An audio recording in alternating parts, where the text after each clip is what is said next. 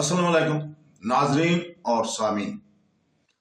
پوری تاریخ میں ایسے لمحات آتے ہیں جنہوں نے فطرت کے قوانین کے خلاف ورزی کی، ایسے اعمال جنہوں نے خوف اور تعظیم، سمندروں کی جدائی سے لے کر مردوں کے جی اٹھنے تک انبیاء اور مذہبی شخصیات کی کہانیاں میں ایمان، استقامت اور اللہ کی طاقت کے بارے میں گہرے سبق فراہم کرتے ہیں۔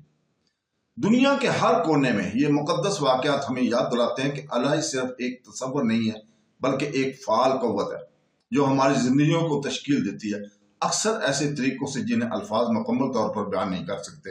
ان معجزاتی لمحات کے سفر میں ہمارے ساتھ شامل ہوں اور ان واقعات کو جانیں جو آج تک لاکھوں اور اربوں لوگوں کی حوصلہ افزائی اور رہنمائی کرتے آ رہے ہیں۔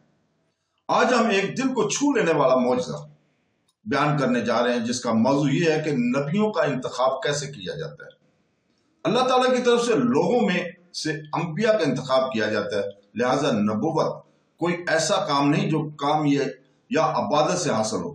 اللہ نے اپنا پیغام پہنچانے کے لیے کچھ لوگوں کو منتخب کیا اور مقرر کیا۔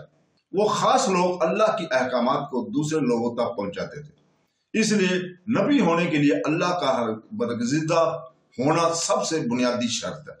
یہ بات ناقابل تردید ہے کہ خدائی احکامات اور ممنوعات کو لوگوں تک پہنچانے کے لیے انسان کی ضرورت ہے، اور اس رسول کا انسان ہونا بھی ضروری ہے۔ اللہ نے ان رسولوں کو انسانوں میں سے چنا۔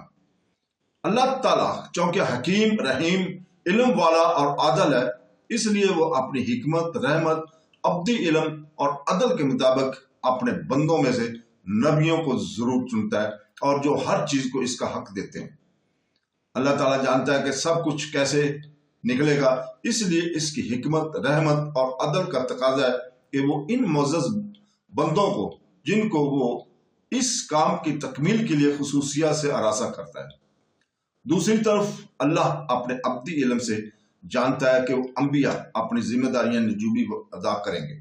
وہ جانتے ہیں کہ انہیں دی گئی خصوصیات کو کیسے اور کہاں استعمال کرنا ہے، کیا کرنا ہے اور کیسے عمل کرنا ہے۔ کیا وہ نہیں جانتا چاہیے جس کو نے پیدا کیا، اور وہی ہے جو بہترین اسرار کو سمجھتا ہے اور ان سے خوب واقف ہے۔ سورہ الملک کا یہ ہم نے ریفرنس دیا ہے۔ یہ نہ بھولنا چاہیے کہ اللہ ملک الملک ہے اور وہ اپنی جائیداد کو جس طرح چاہتا ہے استعمال کرتا ہے۔ وہ ایک نبی کو دوسرے سے کہیں زیادہ اہم مشن کے ساتھ بھیجتا ہے، اور وہ اس کے مطابق اس نبی کی خصوصیات عطا کرتا ہے۔ وہ اتنا اہم مشن کسی دوسرے نبی کو نہیں دیتا، اور اس کی خصوصیات اس مشن کے لیے موزوں ہو جاتی ہیں۔ ہر نبی نے اپنے خاص کام کو صحیح طریقے سے پورا کیا، اور اللہ تعالیٰ نے انہیں اپنے کام کو پورا کرنے کے لیے خصوصیات عطا کی، کیونکہ وہ اسے اپنی ازلی علم سے جانتا تھا۔ تمام انبیاء بے گناہ ہیں، ان کی زندگی میں جان بوجھ کر کوئی غلطی نہیں ہوتی، اور وہ غیر معمولی لوگ ہیں جو ممتاز اور خاص طور پر بنائے گئے ہیں۔ وہ نہ صرف اچھے ہیں بلکہ اچھے لوگوں میں بھی سب سے زیادہ ممتاز لوگوں سے زیادہ ممتاز ہیں۔ تو دوستو، انہوں نے عمر بھر اپنے امتیازات پر کوئی سایہ نہیں ڈالا۔ انبیاء کی فطرت پاکیزہ ہوتی ہے اور ان کی روحیں بلند ہوتی ہیں، ان کا ارادہ مضبوط ہوتا ہے اور ان کے دل روشن ہوتے ہیں۔ اللہ کی طرف سے جو مظاہر آتے ہیں وہ اس طرح ظاہر ہوتے ہیں، ان پر نظر اور محسوس ہوتے ہیں۔ وہ ایک قطرہ کی مانند ہے جو منعکس ہوتا ہے اور سورج کی کرنوں کی طرح چمکتا ہے۔ وہ لوگ تک پہنچاتے ہیں جو اللہ ان پر نازل کرتا اور انہیں اس وحی پر ایمان لانے اور اس پر عمل کرنے کی دعوت دیتے ہیں۔ وہ معلم ہے جو لوگوں کو وحی سے تعلیم دیتے ہیں، کیونکہ وہ اللہ کی طرف سے منتخب کیے گئے ہیں۔ وہ سب سے پاک لوگ ہیں، وہ انسانیت کے لیے رول ماڈل ہے۔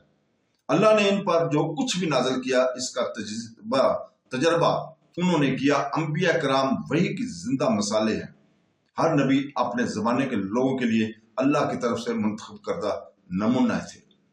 وہ حقیقی معنوں میں اللہ کی عبادت کرتے ہیں اور یہ ظاہر کرتے ہیں کہ عبادت کیسے کی جاتی ہے۔ اللہ تعالیٰ نے لوگوں میں سے جن رسولوں کو منتخب کیا ہے، وہ بھی لوگوں تک ایک خاص پیغام پہنچاتے ہیں۔ انہیں کچھ چیزوں کے بارے میں آگاہ کرنے اور لوگوں کے لیے جو وہی موصول ہوتی ہے، ان کے لیے ایک مثال قائم کرنے کی ذمہ دار ہے۔ اس لحاظ سے نبوت ہے اور اللہ کا لوگوں تک خبر پہنچانے کا طریقہ ہے۔ یہ لوگوں کو ہدایت کی طرف لے جانے، ان کی زندگیوں دنیاوی زندگی میں ترتیب دینے، اندھیروں سے نکال کر روشنی کی طرف لانے اور آخرت کی زندگی کے لیے تیار کرنے کا طریقہ ہوتا ہے۔ تو دوستو، اللہ تعالیٰ کی وحی سے لوگوں کی تعلیم دینے کا نظام ہے۔ اس ادارے کی بدولت انسان اللہ کی بندگی اور اپنی فطرت میں موجود حسن کو تلاش کر سکتا ہے۔ ان کو موصول ہونے والی وحی اور اس کام کے ساتھ جو وہ فرض کرتے ہیں، رسول پاک انسانی فطرت کی گہرائیوں میں خوبصورتی، نیکی اور خدا کی عقیدت پر عمل کرتے ہیں۔ وہ انسانی زندگی میں برے اعمال اور برائیوں کو دور کرنے کی کوشش کرتے ہیں۔